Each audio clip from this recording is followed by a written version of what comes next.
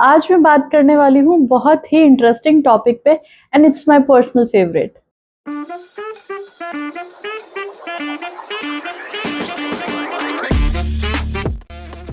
Hello, I am Gargi, your health coach.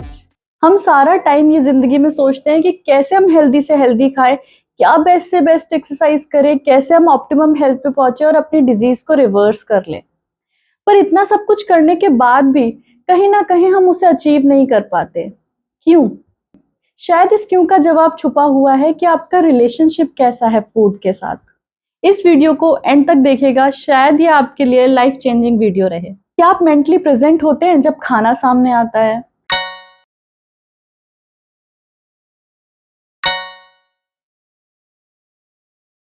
हम जिंदगी भर मेहनत करते हैं कि हम बेस्ट से बेस्ट फूड खा पाए, और जब वो सामने आता है तो हमारे पास टाइम ही नहीं होता। या तो हम फैमिली की टेंशन ले रहे होते हैं, या फिर नेक्स्ट टारगेट्स और टास्क की टेंशन ले रहे होते हैं, या बॉस ने कुछ कह दिया तो हम वहां उलझे होते हैं। इन सब चीजों से हमारा डाइजेशन खराब होता है। यहाँ पर आती है कॉन्शियस ईटिंग। अब जब हम मेंटली प्रेजेंट होते हैं तो बॉडी को पता है कि खाना आने वाला है, तो वो ज्यादा से ज्यादा डाइजेस्टिव एंजाइम्स निकालेगा, जिससे ओवरऑल डाइजेशन बेटर होगा, साथ में न्यूट्रिएंट एब्जॉर्प्शन भी अच्छा होगा और हम खाने को ज्यादा से ज्यादा एंजॉय कर पाएंगे। क्या आप खाने को आराम आराम से खाते हैं, या फिर बस हबड़ तबड़ में कि बस खा लो, मेरी तो ट्रेन छूटी जा रही है, मैं भाग रहा हूँ। हमें कितनी बार ये बताया गया है कि हमें 32 टाइम्स खाने को च्यू करना चाहिए, पर हमने कितनी बार ऐसा किया है? बेसिकली हमें खाने को इतना चबाना चाहिए कि उसके जूस जैसी कंसिस्टेंसी हो जाए। हमारी सलाइवा में 300 प्लस एंजाइम्स होते हैं। जब वो खाने के साथ अच्छे से मिलते हैं तो स्टमक पे कोई लोड नहीं आता।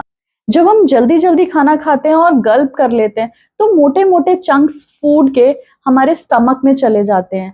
अब स्टमक कभी भी आपके दांतों का काम नहीं कर पाएगा, तो अनडाइजेस्टेड फूड हमारे इंटेस्टाइन में पास हो जाता है। वहां पर जाके वो फर्मेंट होता है और फिर ब्लड में टॉक्सिन्स रिलीज हो जाते हैं। बेस्ट है कि आप छोटी छोटी बाइट्स लें और उससे आराम से च्यू करें। Yummy yummy.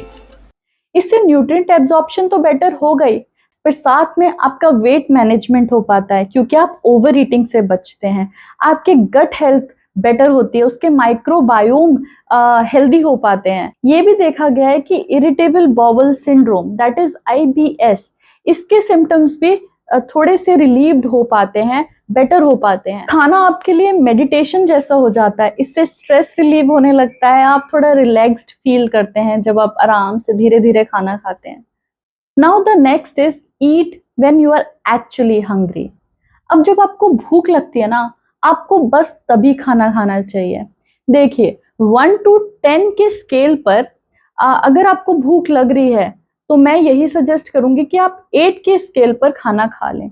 आप वेट ना करें कि बस जब वैसे मरने वाली हालत हो जाए मैं तो तब खाना खाऊंगा या खाऊंगी। नो, उससे क्या होगा कि आप ओवर ईटिंग कर जाएंगे और आपकी बॉडी में इतना एसिड रिलीज हो जाएगा कि बाद में फिर आपको गैस्ट्रिक और ब्लोटिंग जैसा इशू आएगा।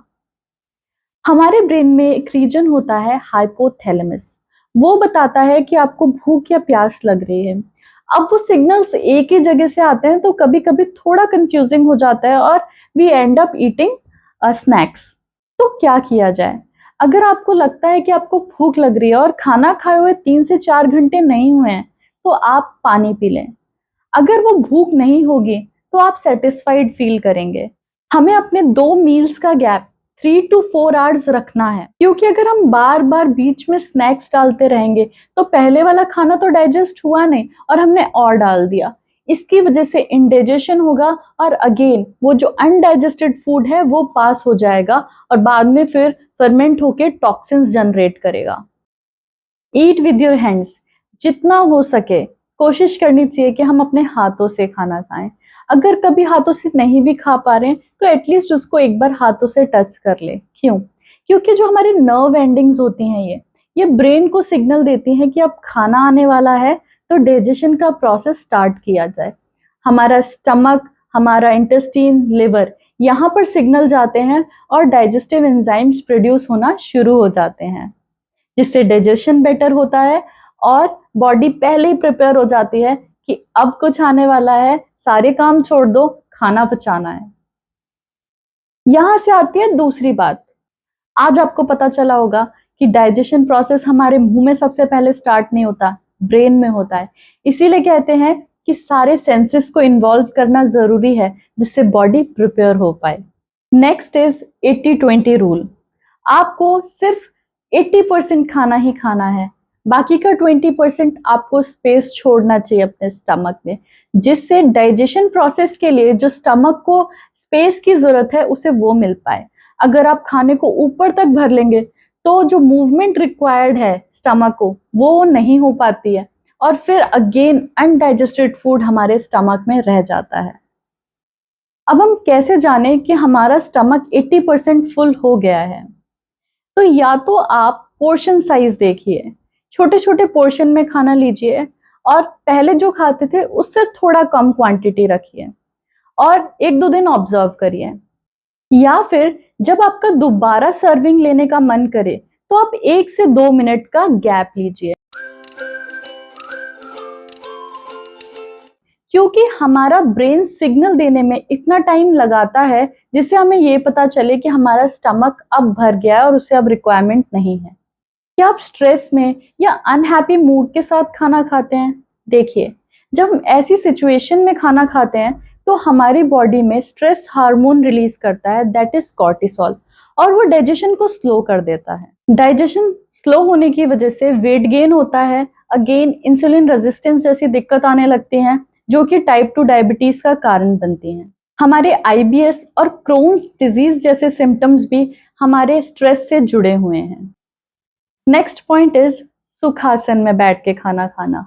देखिए, इसके नाम में ही छुपा हुआ है कि जब हम ऐसे बैठ के खाना खाते हैं तो हमारी पीठ सीधी रहती है और हमारे अपर बॉडी में ब्लड सर्कुलेशन ज्यादा हो जाता है, जिसकी वजह से अल्टीमेटली हमारा डाइजेशन बेटर हो जाता है। अवॉइड करना है कि खाने के साथ हम पानी लें। वैसे तो पानी को अवॉइड करना चाहिए खाना खाते वक्त, पर अगर तब भी आप थोड़ा थोड़ा पानी ले रहे हैं दैट इज ओके। जब हम ज्यादा अमाउंट में पानी लेते हैं तो हमारे जो स्टमक में एसिड होता है फूड डाइजेस्ट करने के लिए, वो एसिड डाइल्यूट होने लगता है, जिसकी वजह से डाइजेशन बेटर नहीं हो पाता है और जो हमारी डाइजेस्टिव फायर है वो भी कम हो जाती है। अगर आपको तब भी पानी चाहिए तो आप हाफ ग्लास से ज्यादा पानी ना पिएं।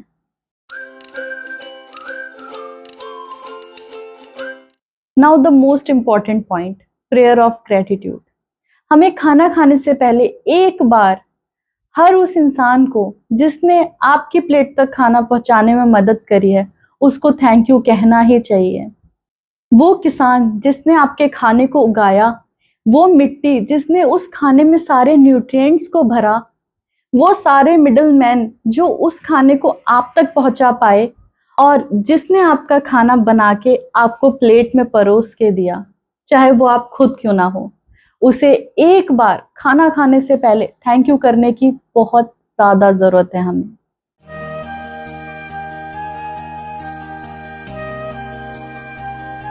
अब जब प्रेयर ऑफ ग्रेटिट्यूड के बाद आप उस खाने को खाएंगे ना, तो वो आपकी बॉडी में जाके मैजिक ही करेगा और जितनी मैंने चीजें बताई हैं ये आपका खाना खाने का नजरिया बदल देंगे।